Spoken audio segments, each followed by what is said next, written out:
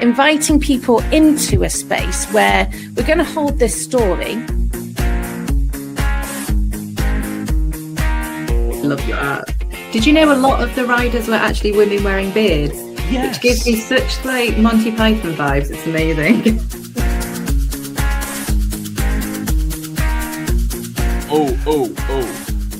What if Muppets did the Easter story?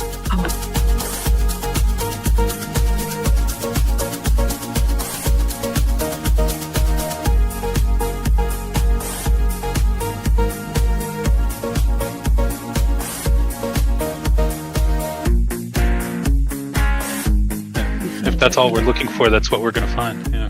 I'm looking for pie.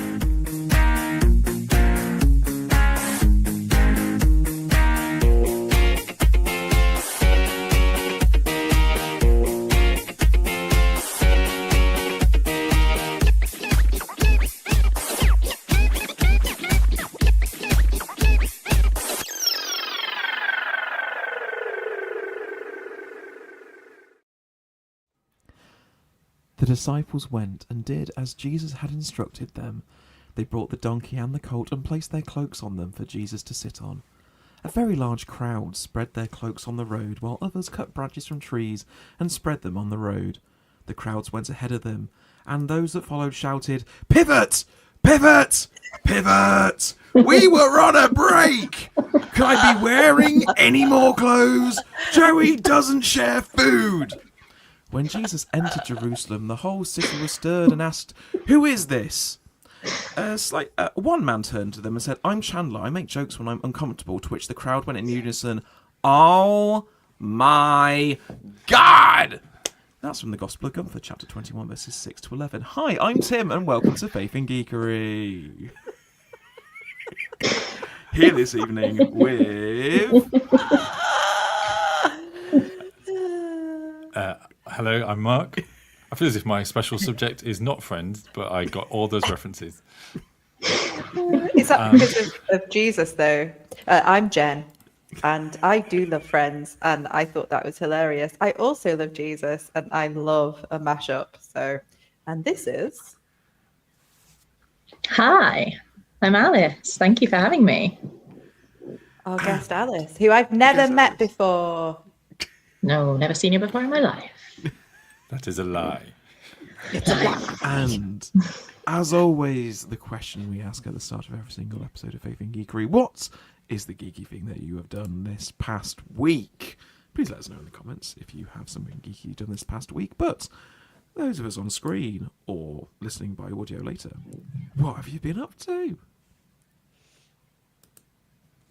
Mark, you go first.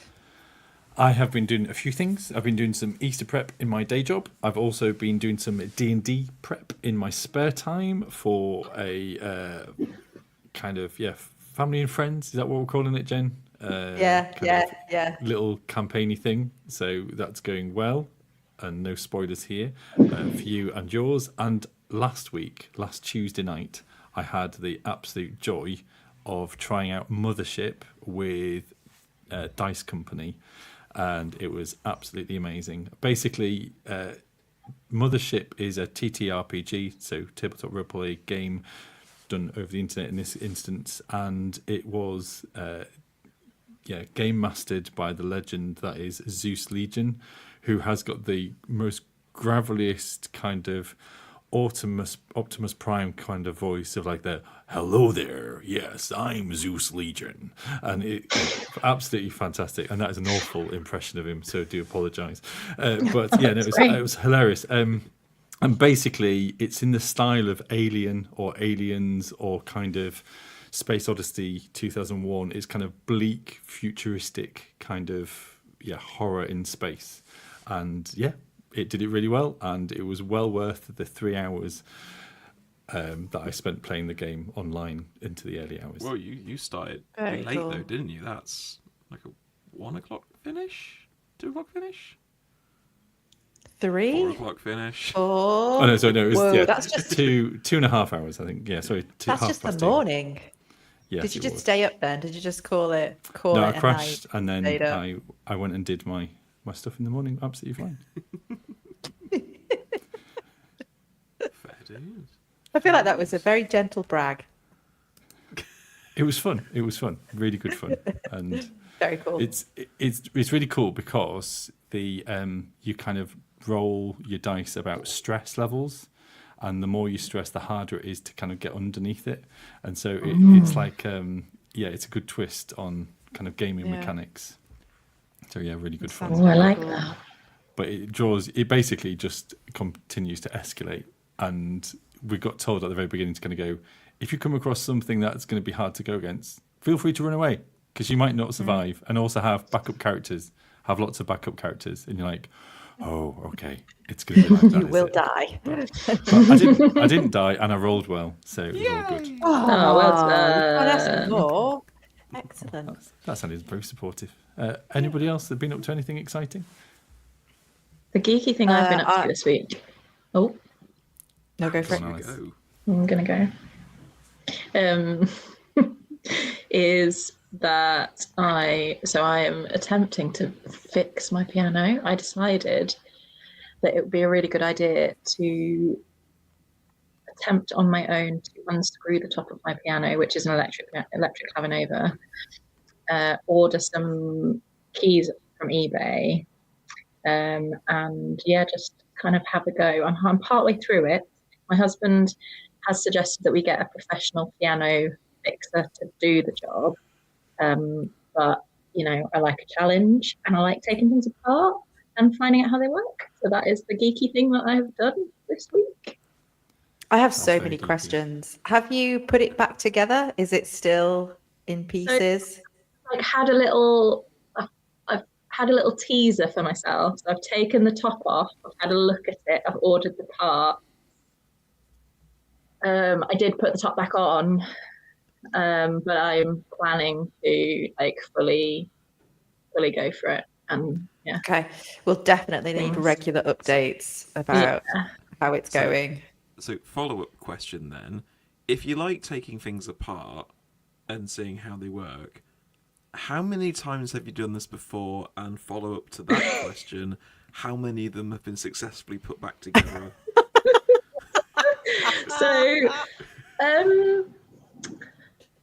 So I haven't ever taken a piano apart before. Mm-hmm. Don't think that's a bad thing necessarily, because my brain does things best the first time, because I go in with gusto and full enthusiasm. So my husband, to bring Rich into he teases me that that after I've done something once, I'll never do it as well ever again. I'm just like, I've done it now. That was it. Case in point would be during COVID when I taught myself how to cut his hair, and the first time I did it, I was fully engaged, very enthusiastic, wanted to do it absolutely perfectly. But then once I'd learned how to do it, the follow-up haircuts were not up to the same standard. So I do feel like if I watch a YouTube video about how to take my piano apart and put new keys in, and then I go for it hyper-focused, it can only go well. So basically, I think that's absolutely spot on.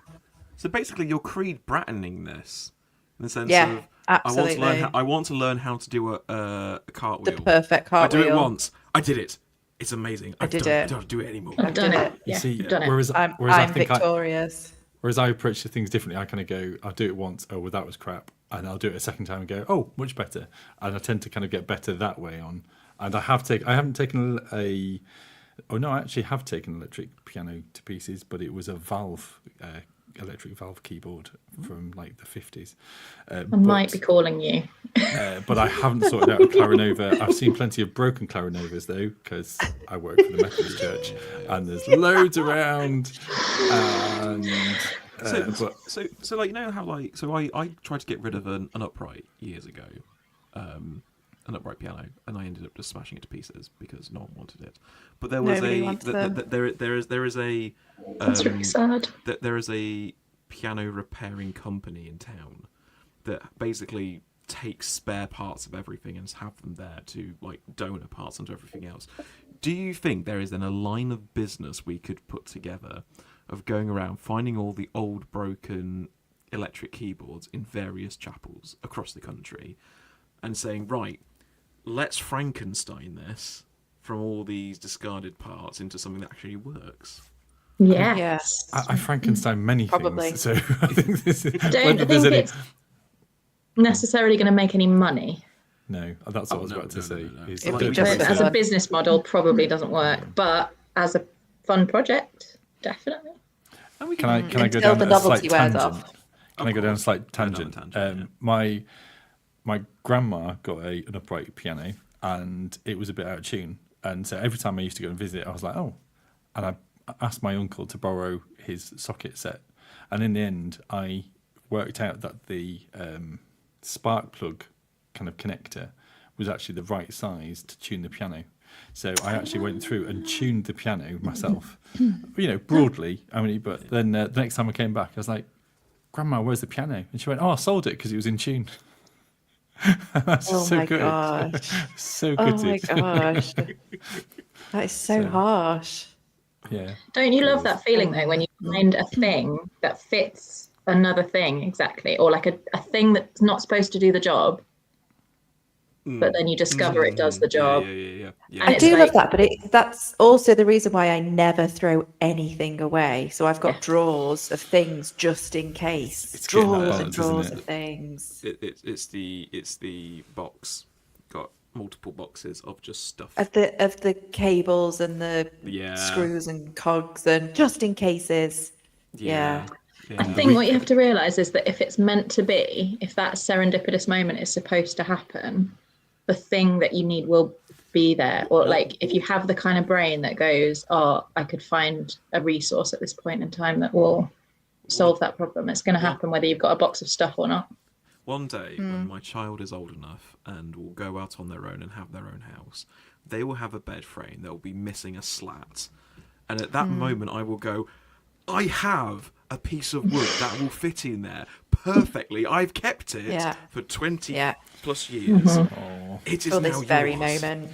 Yeah, definitely. My dad was that kind of character and had a massive shed, and then we had to get rid of it when we moved because he had passed away and we no longer had use of that wood. And it was a really sad occasion because we were there going, these are useful pieces of wood, but he's no longer here. And so therefore we should really be holding on to these things. But they felt a moment as, to do something with them. But in the end we donated them because we're like, they are a nice piece of like maple and, really lovely pieces of wood. But at the time, anyway. Sorry, another tangent already. Yeah. Oh, we're good on tangents.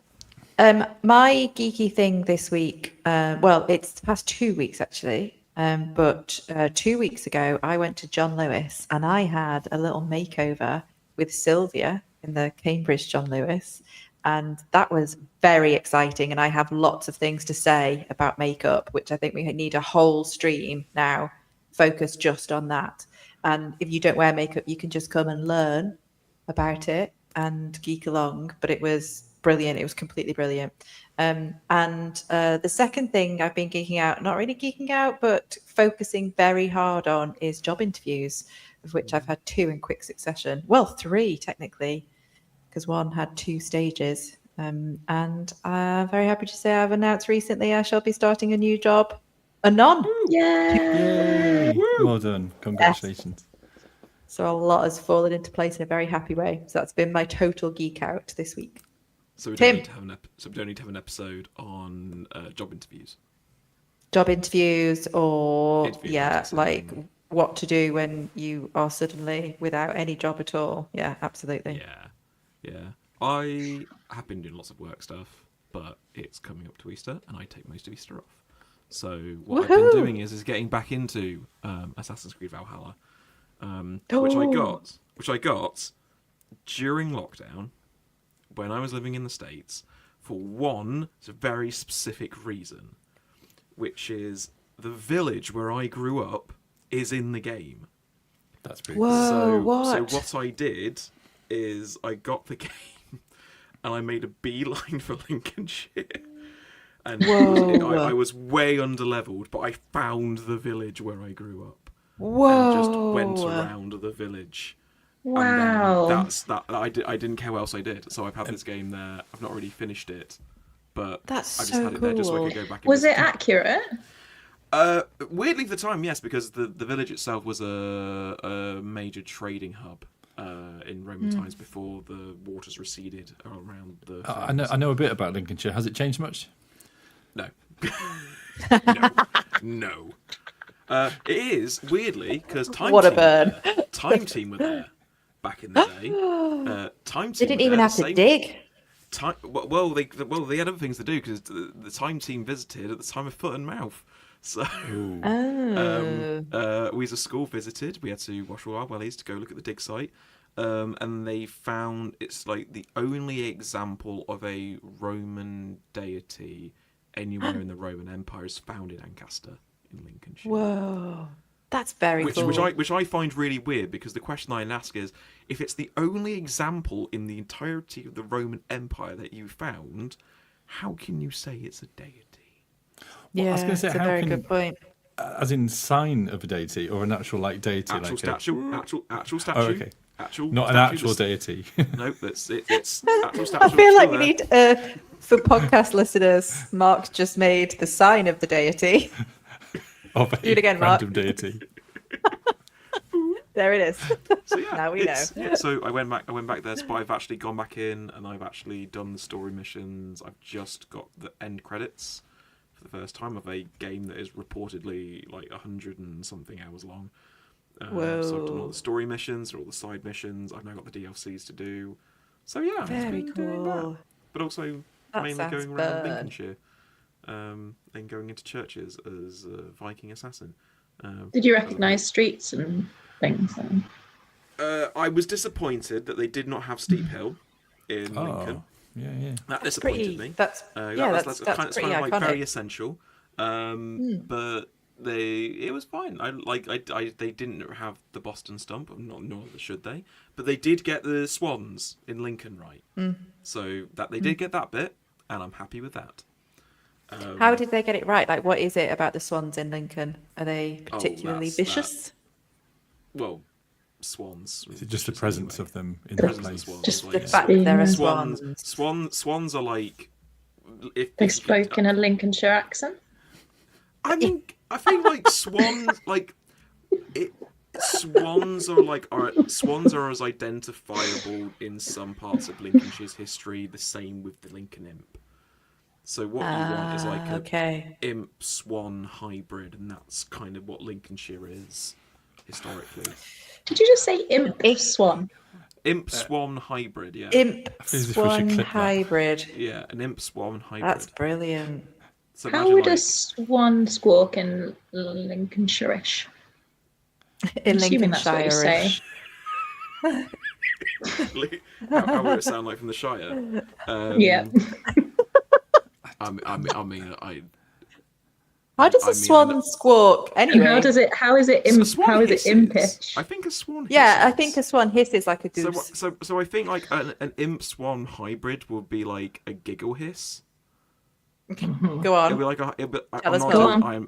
We're waiting. It'd be like a high pitched giggle, but rather it'd be like it'll be Muttley. Oh, You know Muttley's laugh. Yeah. like It would be that. that. Yeah. I don't think a swan has Okay. ever done that. No, I'm but really an imp glad swan that we- hybrid No, would do but that. Lincolnshire We swans decided might. that. How do you know? Lincolnshire swans You would don't know. probably You don't know. deal with whatever's been dumped in the waters. If any Okay. listeners know what a Lincolnshire swan sounds like, Well, pop it in the I know chat. what a Let us know in the normal swan- comments. I feel as if I know what a normal swan sounds like, but But hey, we might find out. Goose. We might find out more about what swans sound like in the news. Ooh. This is the Faith in Geekery News, broadcast to your home and around the world. The most professional segue we've ever had on this podcast. I mean, you say professional. No.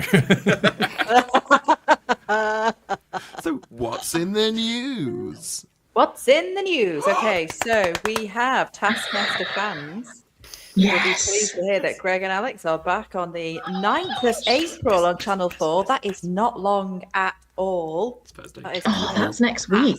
It's week on Thursday. Oh, yes. great in one way, but that also means Easter Sunday is really close. So that's also happening. Yep, so that's something to really look forward to. So you got Amanda Iannucci is in it. You've got Joel Dormet. You've got Joanna Page, Knyal Namjani, and I can't remember her name, but she's in Laugh Out Loud season 2. Amy She's from Gledhill. Amy Gledhill, yes. All I know about this is that on Reddit, someone went to one of the tapings and said around like episode 7 or 8, they're not sure how they're going to edit the in-show portion because it got so chaotic. Brilliant. So I'm excited. I mean, that is worth watching. Amazing. We've got the Games Workshop. Oh my gosh, somebody else needs to say that. Games Workshop. Thank you. Adepticon preview show. Yeah, Adepticon preview 2026. Regarding the 11th edition of Warhammer 40,000. So that is big Games Workshop news, and I think it looks very exciting. And also, this is the new electric Citroen 2CV, which is an old model Citroen car, but entirely electric. So old meets new in pretty exciting. I think it's really pretty. I would have that. I think that is really cute. It's very retro Citroen, isn't it? It's very much that. I feel like it's retro future, though. That's how it feels to me. It feels like you'd be right in the middle of the Fantastic Four. You would see that in the Fantastic Four and be happy. Bumblebee. But here's the question. Yes. Here's the question. Can you imagine Roger Moore driving around, escaping from bad guys in the front half of that car? No, but I can see me doing exactly that. Oh, yeah, he did. Yeah, he did escape in the CVT, only the front half. Yes. Yeah. No, because it's retro future, so it is like James Bond, but today, which would be, me. I'd do that. I'd do really well in that. Well, I was going to say earlier on today, I also saw Twingo releasing or showing off their new electric version of that as well. But it's now going to be made in China, I think. So yeah, interesting to see how the future of cars develops. Do you know what I mean? Would you like to see an all-electric VW Beetle, for example? That would be quite cool. Well, they've done an all-electric VW van, haven't they? They've done that's true. Yeah. Yeah, they have. Have they done an all-electric Mini yet? Ooh, I don't know. But go back to the original old tiny style. Because that's why I'm thinking, because this looks a lot bigger than what 2CV should be. So I think they're going to do what they did with the old Mini to the new Mini. It really bothered me. I had an old Mini. Like the old Minis, I had to study the old Minis for high school for my project design portfolio. And I love the old Minis. But when I see a new Mini, I'm really annoyed because they always look bigger and bulkier, and then they keep making they don't look like Minis. So if they have an electric version of the old style Alex Igonis Minis, then I might be on board. You'd be interested in that. My friend in sixth form had an original Mini, and both of us were 6'2". And as we sat in the Mini, and as we almost felt the road underneath our posterior, it was quite humorous trying to get out, and also just the funniness of people kind of laughing at us as we got out of the tiny dinky little Mini. But, the teeny tiny car. What I loved, I had a racing green Mini was my first car, and then I had a blue Mini with a Union Jack on the roof. Old Minis. Nice. Italian job. Very cool. And I used to drive to university. This is when I felt like I was going to live forever and was basically immortal and nothing was going to kill me. I used to drive at 90 to 100 miles an hour in basically a tin can. Dude. I'm sure you've not admitted that on the motorway. No. Not live. You're not admitting it live. It's fine. You're outside of being the It was a long time ago, and it was, and also it was the alternate version of me, like reality. It was the radioactive version of you. Radioactive me. Another Alex in another universe, drove at like 90 to 100 miles an hour on the motorway down to Southampton in basically a tin can. And now I think about it, being old and But that's because you did it for the sensible. first time. That's because you did it for the first time and you knew you were going to do so well at it. And I knew it was going to be great. Exactly. You weren't wrong. Can I just say as wasn't well, wrong. doing a school project on the design of the old style Mini is peak geek, which I love. I'm here for it. That's brilliant. I love it. 2 years on it. I've just seen the Okay, change of something else that I love, graphic. because this is about the Amazon series of Tomb Raider. So they've had to halt filming. I read the article, and it is only briefly because she's hurt herself. So they're hoping a very brief halt on filming, because Sophie Turner has experienced a minor injury. But I think she looks fantastic. I think Lara Croft is an icon, and I cannot wait. I mean, Angelina Jolie, yes, but also I'm happy with this picture. I'm happy with what I've seen so far. This is how I think everyone imagined PS1 graphics back in Yes, the day. absolutely. That's what it's got. That's the vibe it's got. It feels like how it used to feel looking at, not to objectify any I don't women know how I feel about at all. that. Do you remember the jumps? Yeah. Yes, I remember the jumps. Do you remember underwater, Lara? Anyway, carry on. I've literally got a PlayStation over there with Tomb Raider. That's what you're saying. I don't think I ever viewed her like this. I think she was always the polyagonal kind of Lara. I don't think I ever thought, I wonder what she looked like in real life. You never saw your polyagonal Lara as if, because I agree with Tim. I think that we back in the day thought that the graphics were like just absolutely phenomenal. No, because actually, so lifelike. I think I heard. Not at all. But I think it's because my sister had met the lady who did the voiceover to the original Lara Croft. Ooh, And so cool. therefore I kind of just, do you know what I mean? I just knew her as her, and I've forgotten the lady's name now. That does And raise so a the question. voiceover person compared to the polyagonal Lara, that's where you were going. You were like, no, she's definitely made of cubes. So that does raise a question. So, spoilers for The Last of Us, of which you should have already watched because it's an amazing series and show and game. They had the original voice actors make cameo appearances in the live action show. They did. Do you think we're going to get cameos from the original voice actress No. for Lara Croft? No, because I don't think the fandom's the same. I think they had to do that, A, because of the fandom, and B, because those making The Last of Us were very solidly part of the fandom. So I think they got the voice actors involved from the creative stage, whereas I just don't think it's the same for, not that, I feel they should. I think it would be brilliant, but I don't think they will. Yeah, because I think for fans watching it was because there was so much about it that changed, even in series 1. So for fans watching it, they were looking at it going, "Oh, it's okay because look, she plays the mum," and you don't see it until later on. But should we move on? Because I'm conscious that we do want to get to the quiz. Is that the end of the news? No.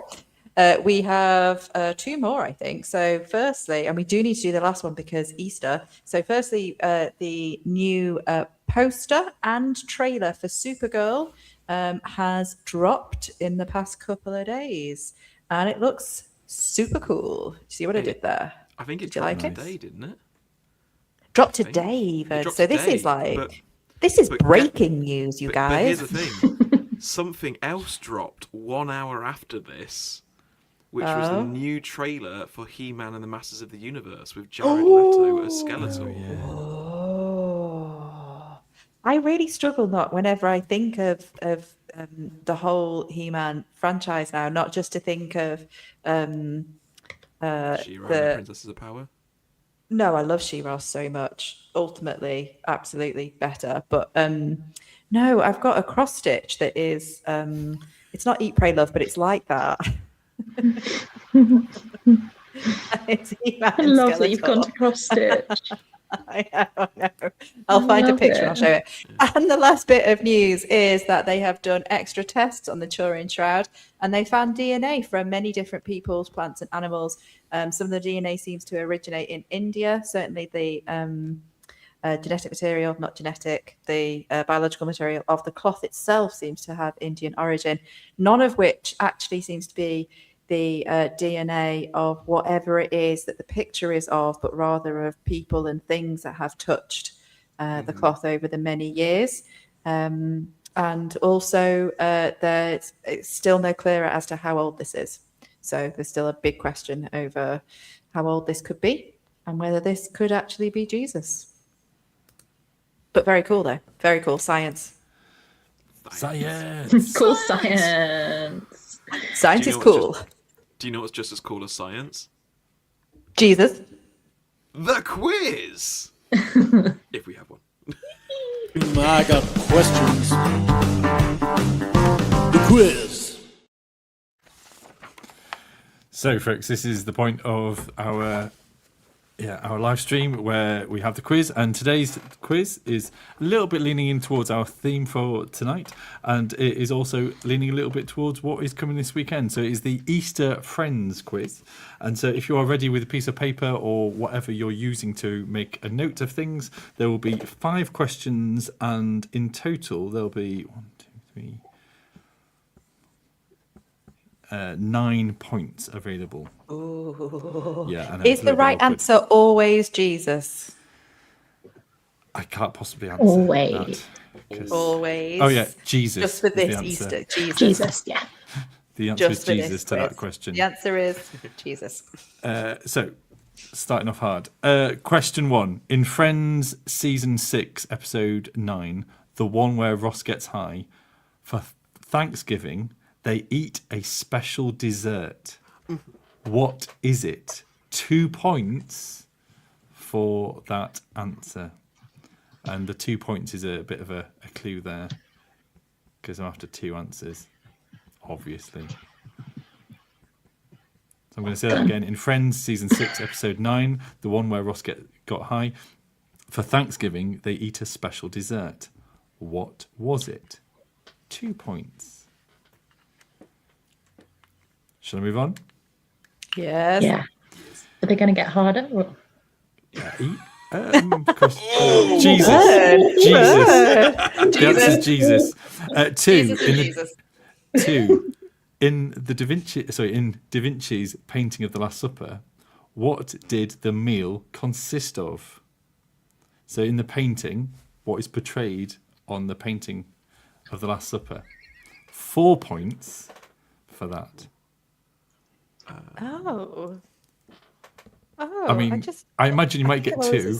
Assumed. I think you're going to struggle. Okay. You're going to struggle with the other 2.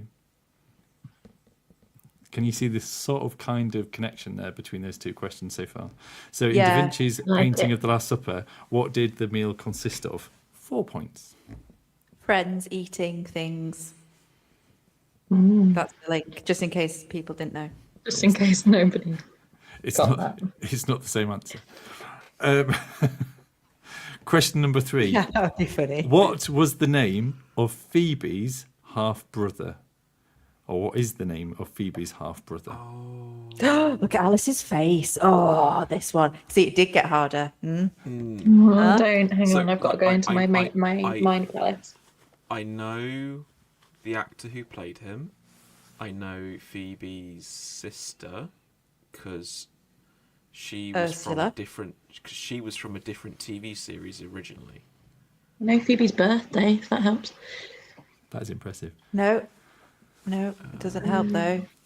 Shall we move on to question 4? Oh, it's really annoying me. Yeah, move on. But oh my gosh. According to Galatians 1:19, what was the name of Jesus' brother or stepbrother? Or some people speculate whether it's actually in fact a cousin.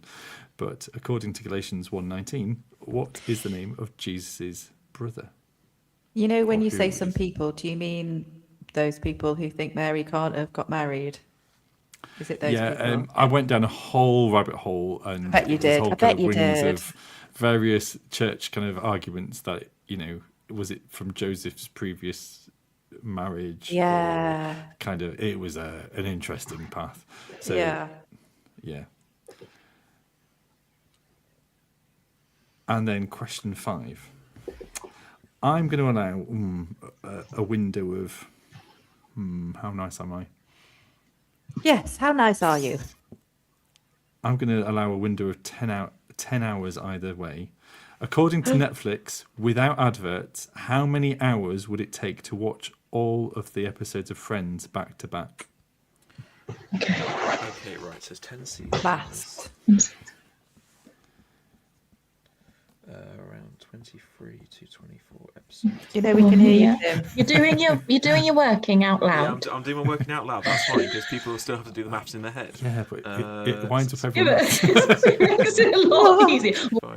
Oh yeah. 12, Okay, so 7, 26, 9. Some weird prime number countdown. Who think prime numbers? I don't know any maths. No, they won't. What is a prime number, Mark? It's a number that can only be divided by right? itself and 1. 7, 9. Yeah. No, 9 can be divided by 3. Oh yeah. 13 So- is so- a good one. Hang on, you just want it within the closest 10 hours. Yeah. 3. Is 3 a prime number? 1. okay, I've got it. Do you know that 0 isn't technically a number? Like 0 is actually just completely nonsense. I'm so frustrated that I cannot remember the name of Phoebe's brother. It's absolutely driving me bonkers. Thank you very much for that. Okay. Shall we go through the answers? Yes. No, Shall I give you a couple because more it's going to moments? come to me like a second before you say it, and I won't have written it down. Can Yeah, I that'll count offer, though. If can you I get it offer my before answer? Mark says it. Can I offer my answer of what I think question 1's answer is? Yes. Go on. Go on. Is it the shepherd's trifle? Because it was a shepherd's pie crossed with the trifle. Because Yeah. the pages got stuck together. Yeah, in the episode they talk about it being the English trifle and shepherd's pie. So Nice. yes, I will allow that completely. And so I did I watch put- that I bit put- of Friends just to make sure. Beef, onion, sauteed peas. So you have a layer of. That's what I did, which I think Yeah. I get With extra the points mashed for potato that. as well. Yeah. So I feel like I get 2 points. Was it the mashed potato? No. Because Joey was Jam and peas. Because Joey was wearing Beef the maternity good. pants. Because Joey was wearing the maternity pants. Jam it was the good. cream. It was actually the whipped cream on the top. And a little side alley fact is that in between takes, Joey, the actor that plays Joey, didn't actually see David Schwimmer regurgitate some during a take, and he actually just swiped it onto Joey's plate. And then the next that's kind of so scene gross. went, and it was only afterwards when they were looking back over the blooper reels that kind of he They was saw like, that that's "Oh, what he that's did. disgusting." That's so gross. How That many is points for so that? grim. There's 2 points for that. English trifle, Oh. shepherd's pie. You don't get any more for kind of al dente Listing peas the or whatever. ingredients. Oh, okay. No. In Da Vinci's painting of the Last Supper, what did the meal consist of? Cheese, wine, gossip, Bread. and the hidden history put of bread. Christ's mortal lineage. Tim, did you miss out a significant one there? Because it's bread and wine.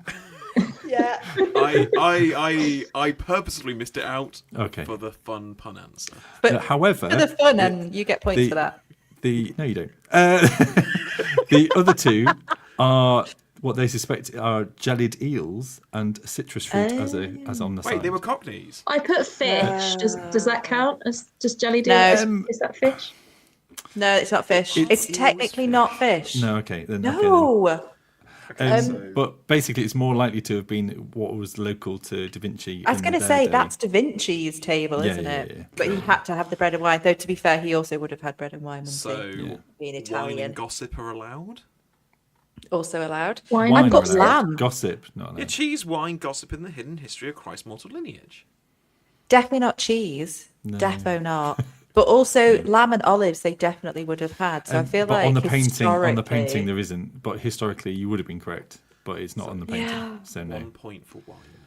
Stupid Da Vinci. So, what was the name of Phoebe's half brother? I said Larry, but I know that's not right. No. Kevin? No. Frank Buffet Jr. Of course it is Frank Buffet Jr. Yeah, It's Frank Frank Jr. and Alice is his With the wife. triplets. Yeah, Frank and Alice. Yeah. Yeah. That is With triplets. I'm really angry with myself. Sorry, Alice. You should be. Really angry with myself. According to Galatians 1:19, name of Jesus' brother, stepbrother, Is it cousin. James? James, brother of Jesus. James. It's James. It is James. Yeah. Yeah. Well done. Well done. So I feel like that was a lot of pressure. That was a lot of pressure for us as church ministers. I mean, there's plenty of Jameses, so we could have put any James. yeah. Absolutely. Yeah, that's true. So how many hours of Netflix Friends without adverts altogether? Are you going or am I going, Tim? You can go, and then I'll try to explain my working out. I went 80. So they had 10 seasons. 10 seasons around 23 to 24 episodes per season. Yeah. Around 40 to 45 minutes if you don't have the adverts. No. And No. also, if you don't 20 have minutes the per adverts- episode. Oh, I'm way over then. Go on, Tim, I what's got your it- answer? So I got it around to 9,890 minutes. So that's 164.8 hours. So if you half it, you're on the ball. Jen? Yeah. I don't want to say because maths is hard. I thought you were just going to end it there. Because maths. Maths full stop. Because maths. Because maths. Alice, Hard. really well done. Hard, Because it sad. was actually 81 hours and 31 minutes. Nice. And so if you started watching Friends on Good Friday at 11 a.m, you wouldn't finish until Easter Monday at 8:30 p.m. Wow. Challenge And that is how I'm spending my extended. Easter. And that is I got questions. The quiz. You want to know my Yeah. Oh, yeah, sorry. What was your score? What was your score, Jen? 5? 5? What? 5. 4. How did you do, Alice? I got 3, and I'm really annoyed about the Frank one. That's going to sting for a while, isn't it? Yeah. Did you not know that James was Jesus's brother? I did when he said it. Yeah, but not before then. He made a I had a cameo. J in my mind. I feel There's like my lots of mother is going to be Js, very disappointed in me. Yeah. But My mum normally is. No. Just constantly. speaking of people whose mothers are disappointed in them, the cast of Friends. Pivot. Pivot. So, Alice, you've watched 81 hours and a bit of Friends, probably the reunion episode, and who knows how many times. Why do you love I've watched the 81 hours, goodness knows how many times, because I actually cannot sleep without Friends on in the background. Ooh. So I have gone to sleep to Friends for several years. So I think I've probably seen every episode 100 times. I don't know. More than that, if you think it's it. I don't know. Many So many your times. brain is just like Channel 4 in the background. Yeah. I mean, there was a point when I was watching it where I was really watching it properly, where every reference in life was a Friends reference.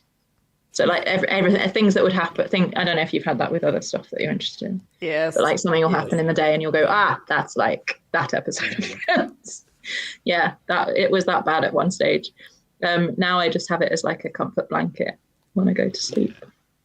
Which season would you say is your favourite season? Oh, see, I've been thinking about this recently in the run-up for this podcast, and I don't know if this is controversial or not. Season 2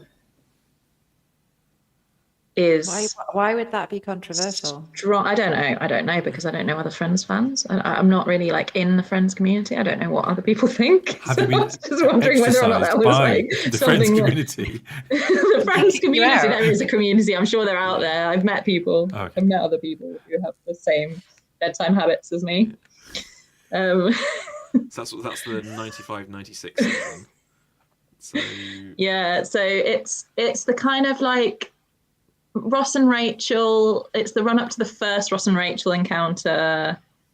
It's the one with the monkey. Marcel.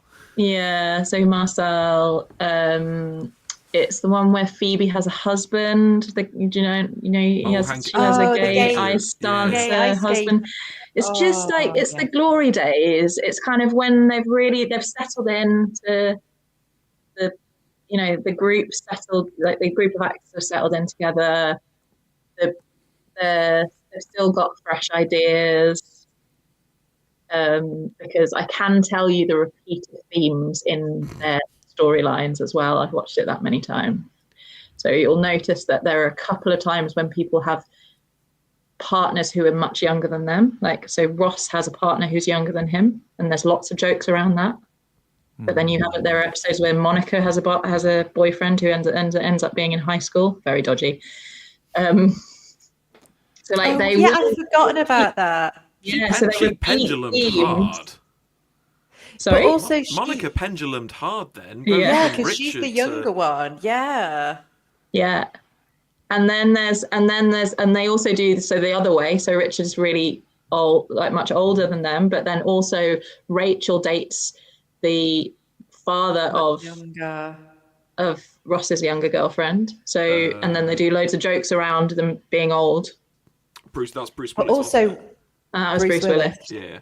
But Rachel also dates her assistant who's much younger than her. Much younger.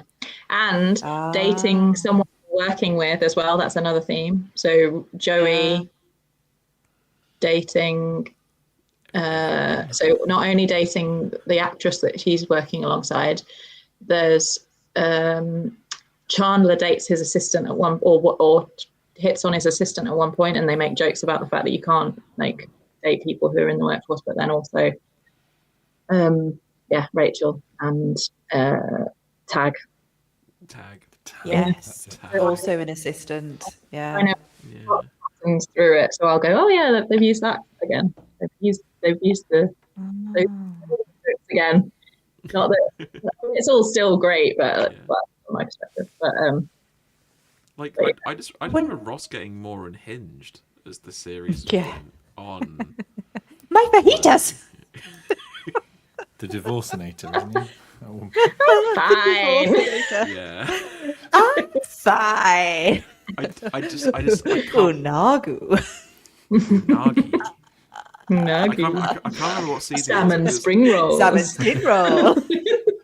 It's got to be one of the late 90s ones. It's the one where it's the New Year one. It's just after Emily, and Ross decides he's going to have no divorces this year, and they go, wait, hasn't your divorce not come through yet?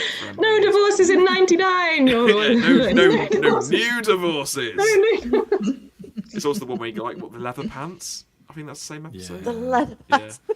They combine to create some sort of paste. It's just so great. It's such easy watching. So you love it because it's really easy watching. So there's something really comfortable and comforting about it. Why else do you love it? What else is it about it? So I think it is that it's the comfort of it, and that comes from, personally for me, that comes from sitting on a Friday night with my dad, aged 10-ish,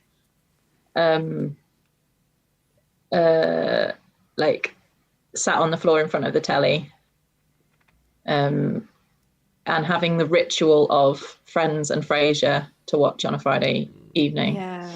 And that just just reminiscing. But then I also think that there is comfort in the friendship group that is there. And I think I've heard lots of people, they spoke about this a lot on the reunion episode, is how lots of people go through really, really hard times, and they actually have these kind of parasocial relationships with the cast of Friends, where because they're all still a unit and they're together in the episode, it's something really kind of steadying about it, even if you're finding life really hard.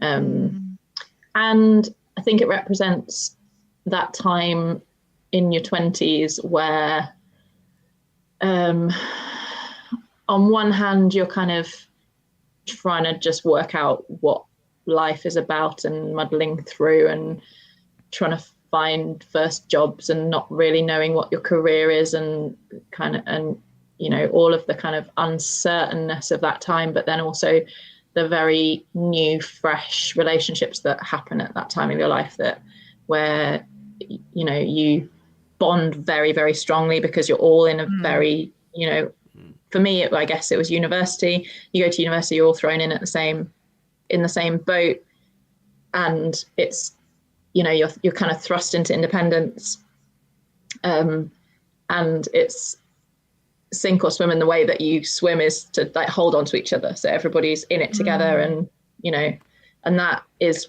I think, where what Friends has represented is that like time of your life of finding the people who become your family.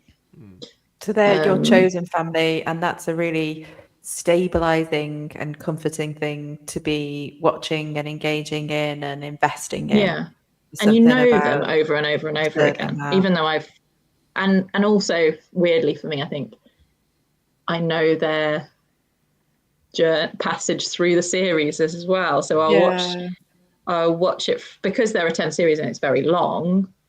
There's an almighty journey that you go on from the beginning to the end, and I get this like little excitement when I go back to episode 1, because I'm like, oh, they're new again, and it's like the new versions of them, and then they grow again through, and it's just go through the arcs again. Yeah. How healthy are the bonds that they share, do you think? Because I love that episode where Phoebe, I think it's Phoebe, has a boyfriend who's a psychologist or a psychiatrist, and he comes in and he says, the thing is, you're all sat around unhealthily connected to each other, drinking out of large vessels that look like breasts, or something along those lines. Yeah, he says it better, and it's played by that amazing actor whose name I can't remember. Like, how healthy do you think the dynamics are? How well has it aged? I think it's aged really badly. I think at the time it was a mirror on the 90s. So it wasn't attempting to push boundaries. It was just like, it's comfortable for me, and probably it's maybe slightly worrying that it's comfortable for me, but that is the generation that I grew up in. It wasn't attempting to kind of be controversial in any way. It was just showing what society was like at that time. Saying that, it represented people maybe not as flatteringly as they ought to have been represented, or as well as they ought to be represented. They did put things on the screen that perhaps hadn't been done before. So they had a lesbian wedding, they had a trans father, they had representation of sorts, but they didn't attempt to push that really hard. So there's lots of kind of homophobic jokes in it. There's lots of very misogynistic jokes in it. There's lots of kind of typically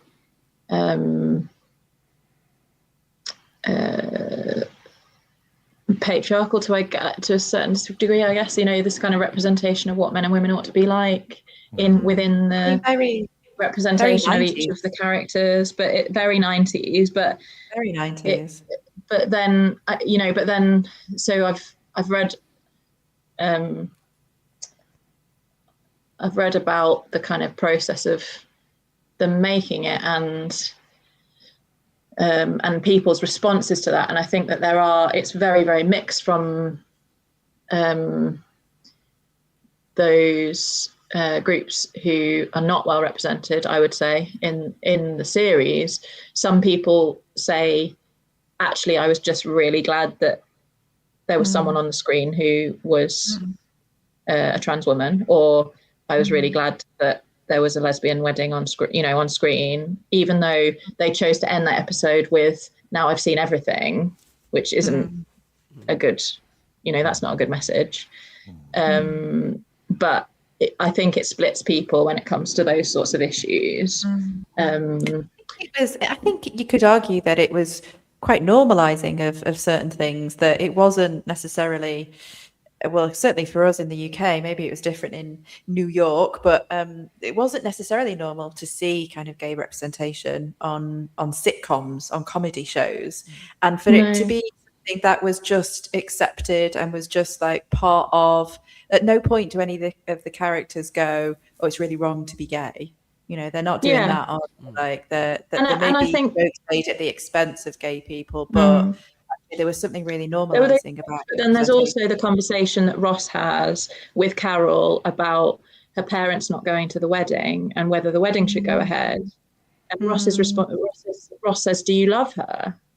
And Carol says, "Yes." And he's like, "Well, there would be absolutely nothing that would have stopped me from marrying you when I married you. So you should go ahead and marry the woman that you love."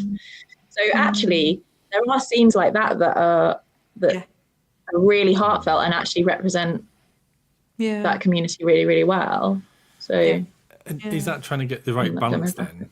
Is that trying to get the right balance then of kind of that, I don't know, that kind of soap opera kind of light, as well as kind of the depth? Because I'm just trying to kind of compare it in my mind to when I was really little, to kind of watching Cheers and things like that, where they were constantly on repeat, on in the background, and it was kind of jovial, and there's occasional kind of moments, but not as many as I would have said as Friends. And so it kind of has this kind of pally, friendly, jovial kind of vehicle, but within it can be set kind of deeper themes and that kind of whole chewing over relationships and how they develop, how they change, how they keep people together, as you said.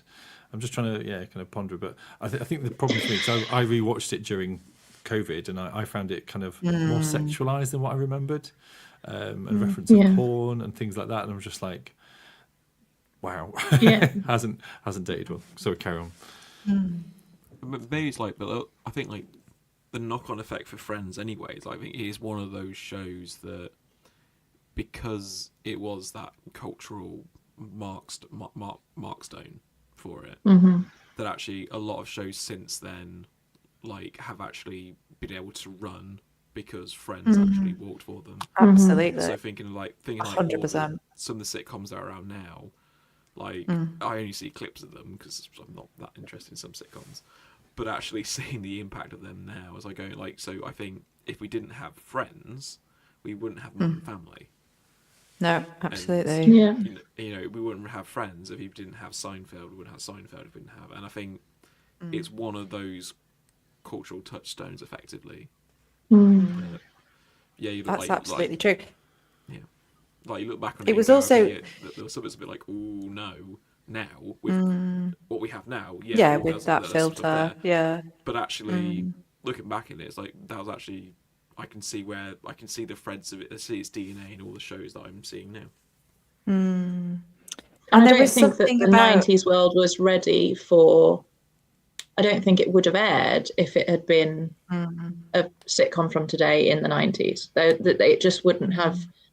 The culture culturally, we weren't ready for that. We have progressed from there now, thank goodness. But it kind of touched on. It did touch sensitively, Mark, on some things, and was able to, because it didn't rock the boat too much at that time.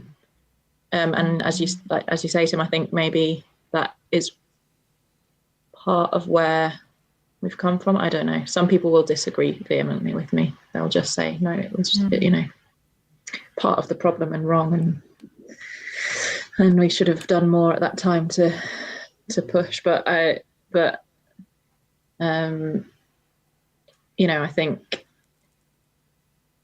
think there is genuineness in the relationships within it and in the relationship between the producers that makes it so relatable too, despite the fact that some of the themes haven't aged well. There is something in its core that is aged well.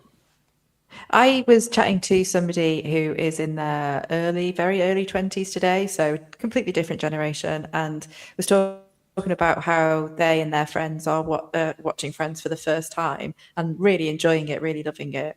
And I think there is something pervasive about it as a show, something that new generations discover, even though, you know, it might be that there's some attitudes that we see now as outdated. But I think that is because of the chosen family. And I think at the time, that was quite a big deal, actually, that sense of your family may not have your back in the way that you need. But that is okay, because you're going to find your tribe. You're going to find the place where you fit. You're going to find these people that love you and will care for you. And there's something wonderful about that in each generation.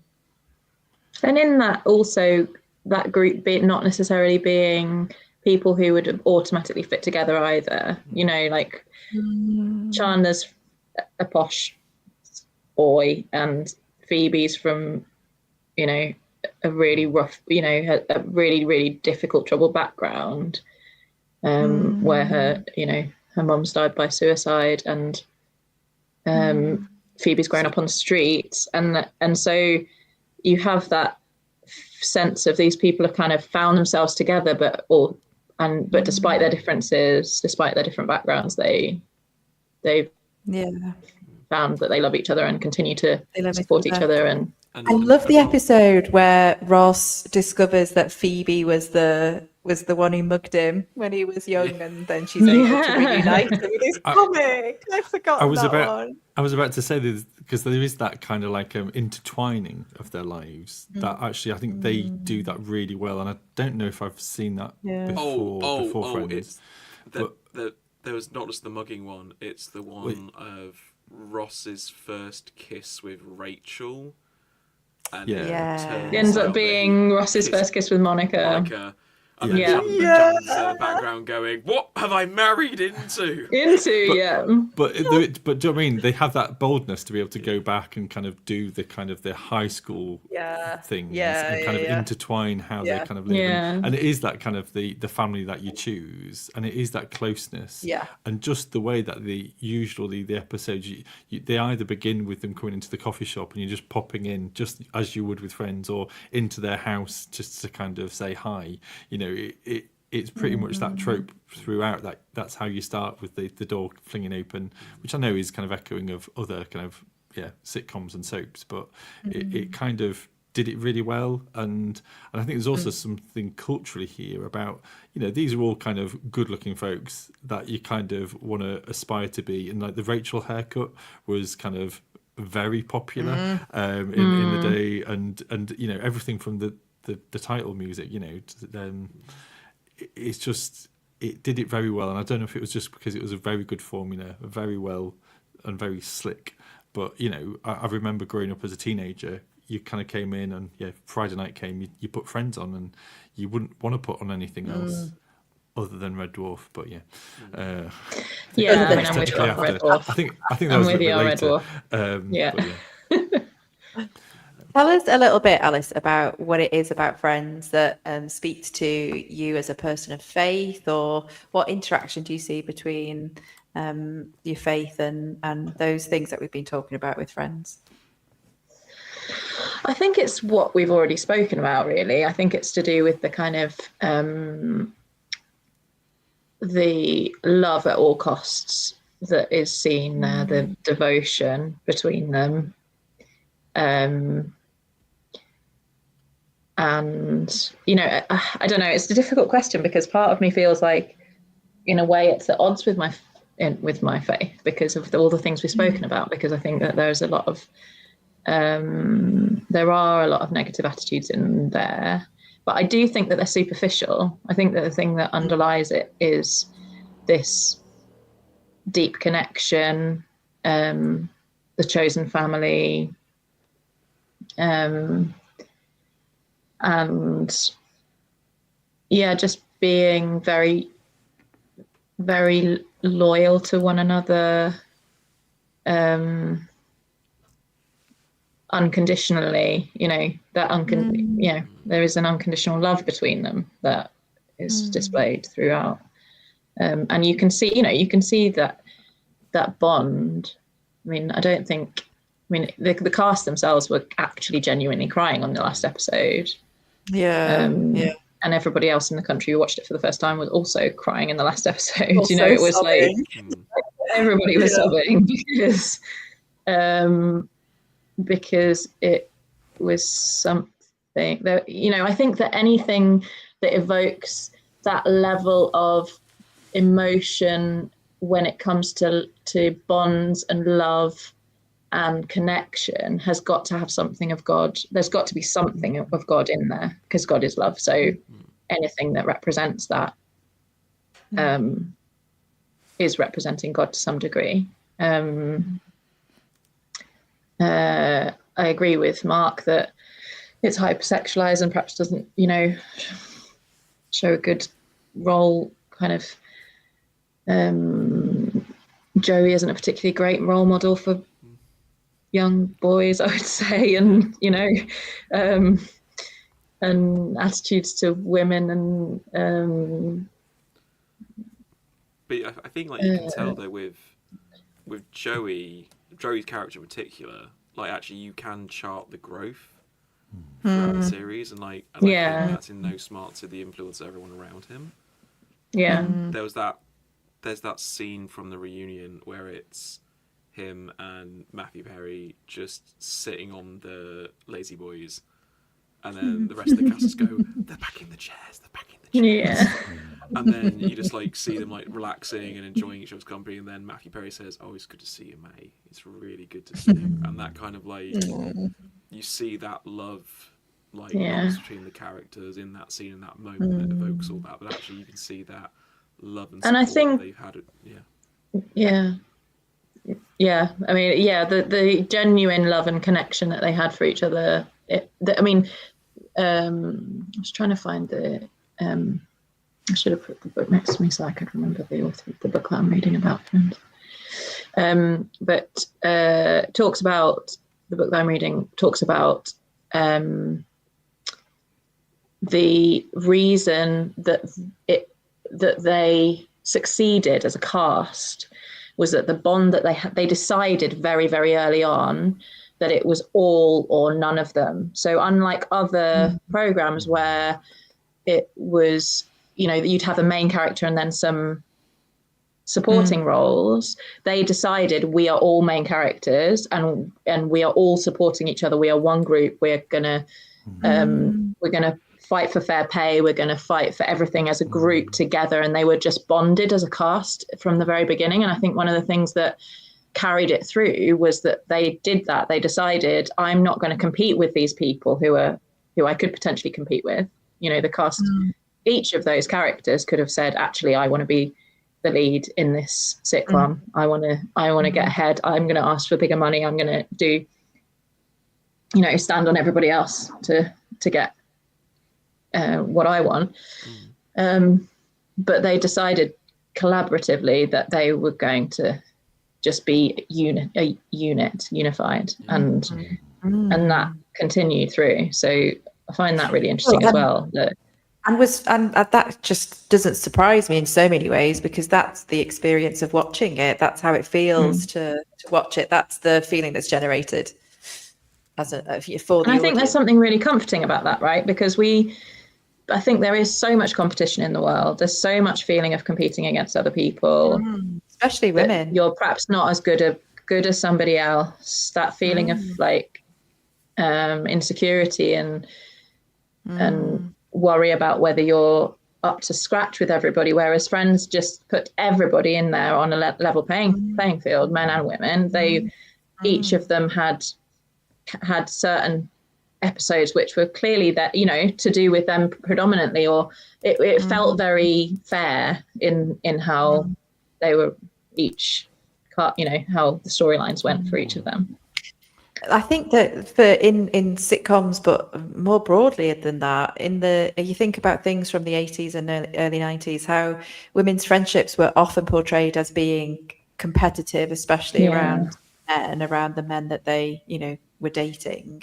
So to see something different than that is genuinely about lifting each other up. That I remember that being significant, and also kind of going into that my own time in, you know, in my life in my early 20s, and kind of assuming that at some point, yeah, that's what's going to happen. I'm going to find this group of people that become this family, and that surely is the blueprint. Like wanting to be drawn into and feeling very much a part of that sense of yeah, collaboration and team and family. Yeah. I think, much like the series of Friends having 10 seasons, I think we need 10 episodes of just We do. dissecting each of the seasons of Friends. We do, because I want I to would know be more very about happy to do that.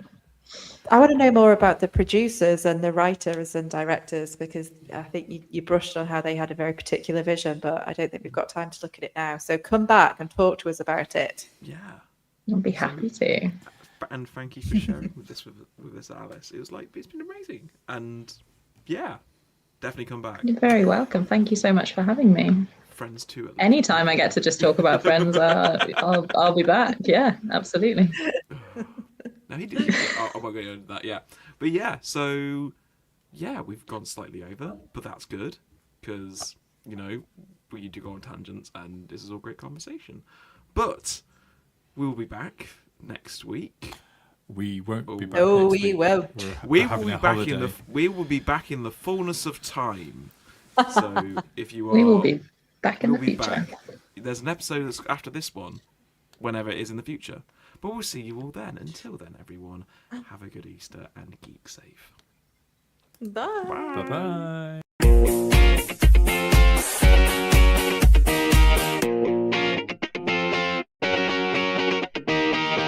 Bye-bye.